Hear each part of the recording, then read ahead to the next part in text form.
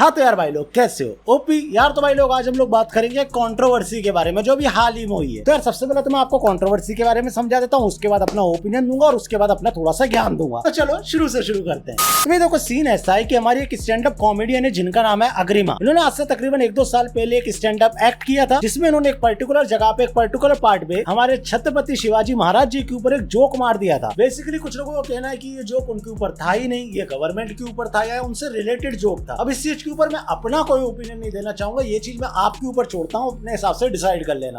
तो भैया देखो ये जो एक्ट था जिसकी ये जो वीडियो वायरल हुई है जिसमें अग्रिमा ने हमारे छत्रपति शिवाजी महाराज जी के ऊपर जोक बनाया था, वो वीडियो वायरल हो गया, मतलब उतना पार्ट वायरल हो गया। अब जैसे ये पार्ट वायरल हुआ काफी ज्यादा लोग ऑफेंड हो गए इस चीज से। इसमें हमारे महाराष्ट्रियन भाई लोग थे और वो लोग थे जो छत्रपति शिवाजी महाराज जी को अपना आइडल मानते थे या फिर उनके फैन थे। अब जैसे ये वीडियो वायरल हुई अग्रिमा के ऊपर काफी ज्यादा बैकलैश आने लगा, उनको काफी ज्यादा हेट मिलने लगा और उसी बीच हमारे सामने आती एक वीडियो जो कि शुभम मिश्रा की थी। बेसिकली इस वीडियो में शुभम ने अग्रेसिव होकर अग्रिमा को काफी ज्यादा गालियां दे दी और थ्रेट्स वगैरह दे दिए, जिसके बाद हमारी अग्रिमा के दोस्त, जी हाँ कुणाल कामरा, आप तो समझ ही गए ये वीडियो बनाने का मकसद क्या है। तो जो हमारे अग्रिमा के दोस्त हैं कुणाल कामरा, उन्होंने शुभम की वीडियो को ट्विटर पे शेयर किया और बोला कि पुलिस इसके ऊपर कोई एक्शन ले। एंड बेसिकली उसके ऊपर एक्शन लिया गया और इस वक्त शुभम को अरेस्ट कर लिया गया। अब ये चीज कोर्ट में जा चुकी है तो जाहिर सी बात है मैं अपने कॉन्स्टिट्यूशन से ऊपर किसी को मानता नहीं हूँ और जो कोर्ट का डिसीजन होगा वो हमारा डिसीजन होगा।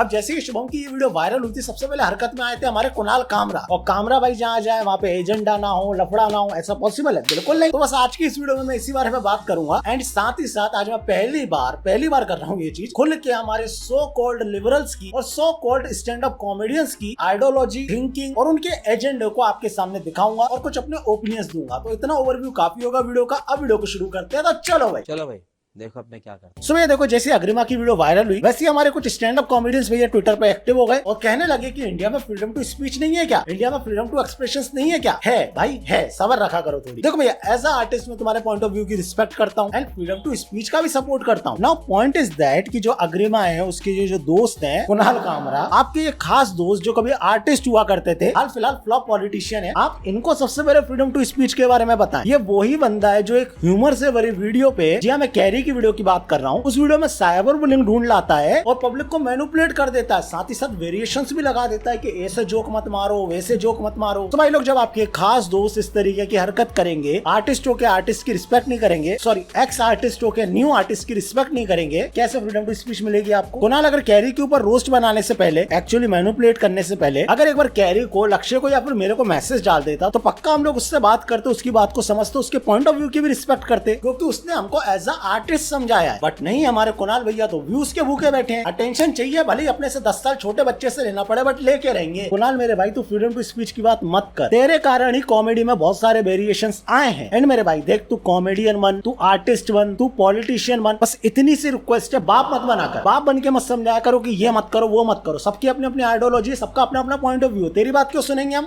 देखो यार मैं समझता हूँ हर आर्टिस्ट का एक अपना ओपिनियन होता है, वो किसी भी चीज के ऊपर जोक बना सकता है, पब्लिक एक्सेप्ट करती है या नहीं करती, वो पब्लिक का अपना ओपिनियन है। और आपकी मांग भी सही है कि फ्रीडम टू स्पीच या फिर फ्रीडम टू एक्सप्रेशन सही तरीके से हम लोगों के सामने आने चाहिए, हम अपने ओपिनियंस रख सकते हैं। बट मेरा सवाल ये है कि वन साइडेड ही क्यों? तुम लोगों के हमेशा जोक्स हिंदुइज्म पे क्यों? पहली बार गलती से महाराज के बारे में बोल दिया, अग्रिमा ऑलरेडी अपने ट्वीट्स में श्री राम के बारे में ही बोल चुकी है। सो मेरा पॉइंट सिर्फ इतना सा है कि अगर एज अ आर्टिस्ट हम लोग चाहते हैं कि इक्वलिटी आए, लोग फ्रीडम टू स्पीच का मतलब समझे, तो ये भी तो समझो कि भैया इक्वलिटी भी जरूरी है। एक जगह तुम गणेश जी का मजाक बना देते हो और दूसरी जगह जब पब्लिक तुमको फोर्स करती है दूसरे रिलीजन पर मजाक बनाने का, तब तुम ना उनके भगवान के बारे में बात करते हो ना उनकी आइडियोलॉजी के बारे में बात करते हो। तुम एक ह्यूमन के ऊपर जोक मारते हो तो जो लाफिंग कलर्स पे मिल जाते हैं, मतलब एक रिलीजन के लिए तुम एकदम डैंक बन जाओगे और एक रिलीजन के लिए बिल्कुल नॉर्मी, ऐसे आएगा इक्वलिटी?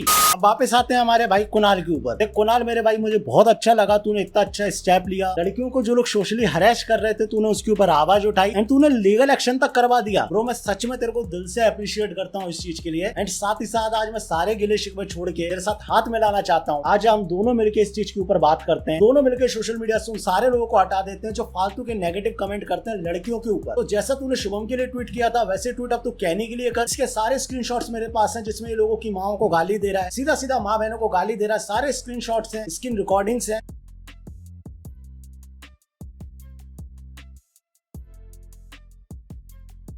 अब तू कहने के लिए भी ट्वीट कर और हैशटैग कुणाल ट्वीट कर। मैं नहीं कह रहा तू अग्रिमा के ऊपर ट्वीट कर, भैया उसने भी तो रेप के ऊपर इतना खतरनाक जोक मारा था, लेकिन नहीं, सबको हटा। तुझे कहने के ऊपर अब ट्वीट करना पड़ेगा और अब पब्लिक करवाएगी। भैया ये हैं स्क्रीनशॉट्स जिसमें एक स्टैंड अप कॉमेडियन दूसरे की माँ बहनों को गाली दे रहे हैं। अब मेरे हिसाब से जैसे कुणाल भाई अपने मूवमेंट्स चला रहे हैं तो जाहिर सी बात है कुणाल भाई अब पीछे तो हटेंगे नहीं। जैसा एक्शन इन्होंने शुभम के ऊपर लिया था सेम एक्शन कहने के लिए भी लेंगे। तो भैया ट्विटर पे चलाओ हैशटैग कुणाल ट्वीट कर या फिर इंस्टाग्राम पे चलाओ हैशटैग कुणाल ट्वीट कर और कुणाल को ट्वीट करना पड़ेगा। भैया वुमेन एम्पावरमेंट की बात हुई है ना, तू इनके लिए आगे आया तो तू मेरे लिए भी आगे आएगा, ट्वीट कर इसके लिए। और देख कुणाल मेरे भाई जाने से पहले मैं कहना चाहूंगा सीरियसली 1-to-1 टॉक करना चाह रहा हूँ तेरे से पब्लिकली कि तू बहुत अच्छा कॉमेडियन है, ये मत कर पॉलिटिक्स ब्रो, वापस आ जा प्लीज। तेरी कॉमेडी पे मुझे भी हंसी आती है, प्लीज ये पॉलिटिकल चीजें छोड़ दे यार, वापस स्टैंड अप करने लगना भाई। भले चाहिए हो तो 5 की जगह 10 किलो चावल दूंगा मैं, डबल दूंगा डबल। वापस आ जा यार, वापसी कर ले। तो भैया इन दी एंड बात आती है ज्ञान की, और मैं थोड़ा सा ज्ञान देना चाहूंगा अपने आर्टिस्ट भाई लोगों को। तो एज अ आर्टिस्ट मैं हर आर्टिस्ट की रिस्पेक्ट करता हूँ, यहाँ मैं आर्टिस्ट की बात कर रहा हूँ, हिंदुस्तानी भाव की नहीं।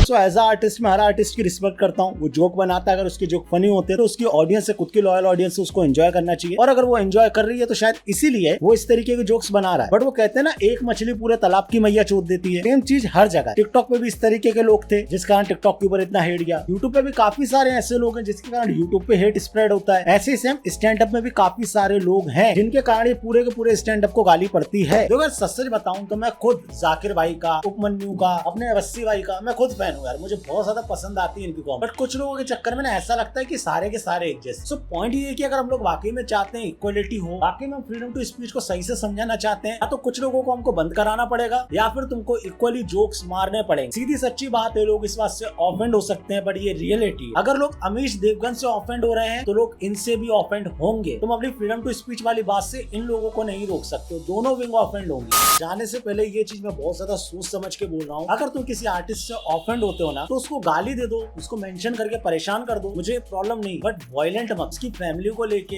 या फिर उसके ऑफिस को लेके ये चीज थोड़ी सी ज्यादा हो जाती है। आर्टिस्ट लिटरली डर जाता है एंड हमको डराना नहीं है, डेमोक्रेटिक कंट्री में डराना नहीं है आर्टिस्ट को। ये मेरा आखिरी पॉइंट है, बहुत सोच समझ के बोला है मैंने।